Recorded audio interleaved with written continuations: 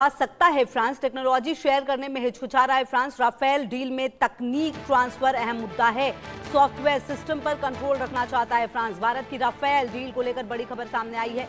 France ने भारतीय वायुसेना के लिए 114 राफेल लड़ाकू विमानों की खरीद को लेकर अपनी तकनीकी और व्यावसायिक प्रस्ताव भारत को सौंपा है। करीब 3.25 लाख करोड़ रुपए की इस संभावित डील में सबसे बड़ा फोकस सिर्फ लड़ाकू विमान खरीदने पर नहीं बल्कि भारत में उत्पादन और तकनीक के हस्तांतरण पर है। भारत की कोशिश है कि कई डील के जरिए देश में लड़ाकू विमान बनाने की क्षमता और मजबूत हो। फ्रांस की तरफ से भी बड़े पैमाने पर स्थानीय उत्पादन का प्रस्ताव दिया गया, यानी आने वाले समय में राफेल की मैन्युफैक्चरिंग भारत में बढ़ाने की दिशा में कदम उठ सकता है। लेकिन इसी मोर्चे पर असली सवाल टेक्नोलॉजी ट्रांसफर और स्वदेशीकरण की शर्तों का है। भारत सिर्फ तैयार विमान लेने के बजाय ऐसी तकनीकी क्षमता चाहता है जिससे देश का एरोस्पेस और रक्षा उद्योग लंबे समय में ज्यादा आत्मनिर्भर हो। प्रगति मेरी होगी ज्यादा जानकारी के लिए इसी खबर पर मेरे साथ जुड़ गई है।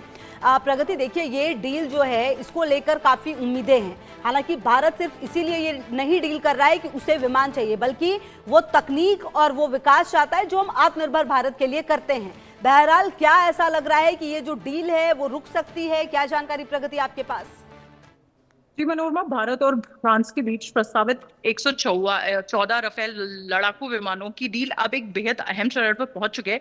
लेकिन इस बड़े रक्षा सौदे में सबसे इंपॉर्टेंट पेज सिर्फ विमानों की कीमत या संख्या नहीं है, बल्कि टेक्नोलॉजी ट्रांसफर और भारत की रणनीति स्वायत्तता का है। और अगर ये ताजा जो इंसिडेंट हुआ है इस पे हम फोकस करें तो कि फ्रांस की जो डसॉल्ट एविएशन ने भारत के 114 राफेल विमानों के लिए अपना तकनीकी और वाणिज्य प्रस्ताव सौंपा है। करीब 3.25 लाख करोड़ रुपए के इस प्रस्ताव में भारत के बड़े पैमाने पर स्थानीय निर्माण और टेक्नोलॉजी ट्रांसफर की पेशकश शामिल हुई है।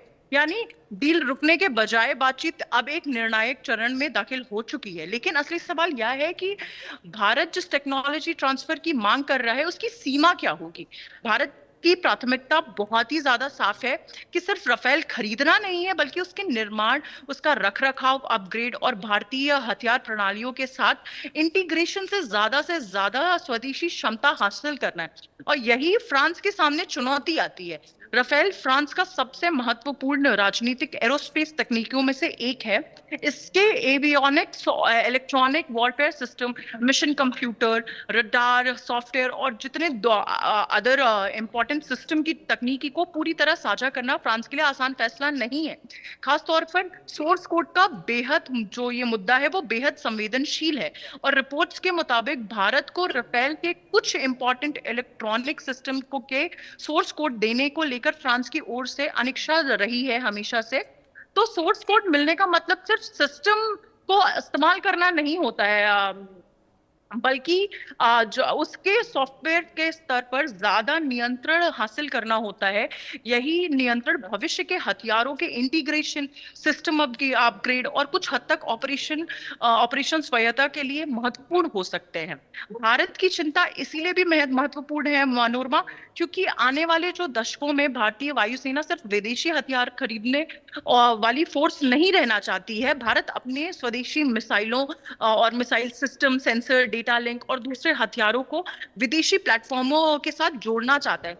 अगर किसी लड़ाकू विमान के सॉफ्टवेयर और इंटरफेस पर जो निर्माता कंपनी का पूरा नियंत्रण बन जाता है, तो भविष्य में किसी नए भारतीय हथियार का या सेंसर को विमान के साथ जोड़ना, उसके लिए फिर उसी विदेशी कंपनी पर निर्भर रहना पड़ता है।